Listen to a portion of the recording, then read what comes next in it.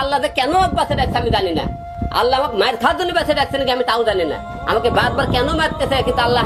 ওকে, তো হিরো আলমের এই কথাগুলো তো কম বেশি অনেকেই সবাই শুনছেন। আমরা তো তাকে নিয়ে সবসময় ট্রোল করি, তাকে নিয়ে মজা করি, তাই না?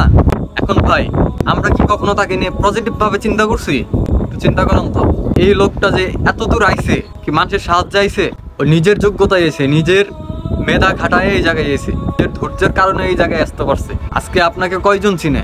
আপনি যে ওরা মারেন, ওরা নিয়ে সমালোচনা করেন, আপনারা কয়জন চিনে ভাই বাংলাদেশের মানুষ? ওরা বাংলাদেশের প্রায় সবাই চিনে। ঠিক আছে, আমরা তার থেকে বিনোদন নেই, তার থেকে মজা নেই, এত দূর অবধি ঠিক আছে। তাকে তুচ্ছ তাচ্ছিল্য করার কি দরকার ভাই? রাস্তাঘাটে 2 দিন পর পর তারা ধরে মারেন। সে কি কখনো আপনাদের কাছে বলছে যে আমি শিক্ষিত, আমি সুদর্শন, আমি হ্যান্ডসাম, আমি সেলিব্রিটি? এগুলো কি কখনো বইলা বেড়াইছে? তাহলে আপনারা এগুলো নিয়ে কেন সমালোচনা করেন? তার নিয়ে এত ট্রোল করেন, তার থেকে মজা নেন, বিনোদন নেন, এই অবধি ঠিক আছে। তার এত তুচ্ছ তাচ্ছিল্য করার কি দরকার ভাই? এই লোকটা তো মেহনত করে এই জায়গায় এসে। অনেকেই বলবেন আমি ওর সাপোর্ট নিয়ে কথা বলতেছি। দেখেন, আপনারা যদি মনে করেন সাপোর্ট নিয়ে কথা বলতেছি, বিবেক দিয়ে চিন্তা করেন।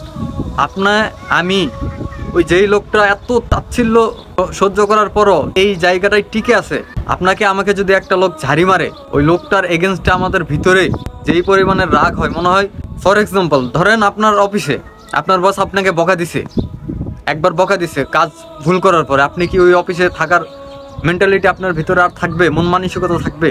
মনে হবে অফিস থেকে চাকরি ছাইড়া দিই।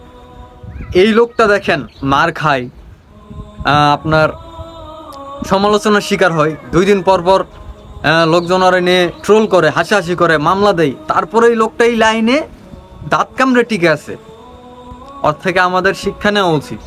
ওরে নিয়ে এত ট্রোল না করে ওর একটু পজিটিভলি দেখেন। এই লোকটা তো কারো কোনো ক্ষতি করা নাই, এর নিয়ে এত তুচ্ছ তাচ্ছিল্য কেন করেন আপনারা? হ্যাঁ, যখন সে উল্টাপাল্টা কাম করে সেটা নিয়ে সমালোচনা করেন, বাট তুচ্ছ তাচ্ছিল্য করেন না, এগুলা ভালো না। ঠিক আছে, এই পর্যন্তই। আল্লাহ হাফেজ।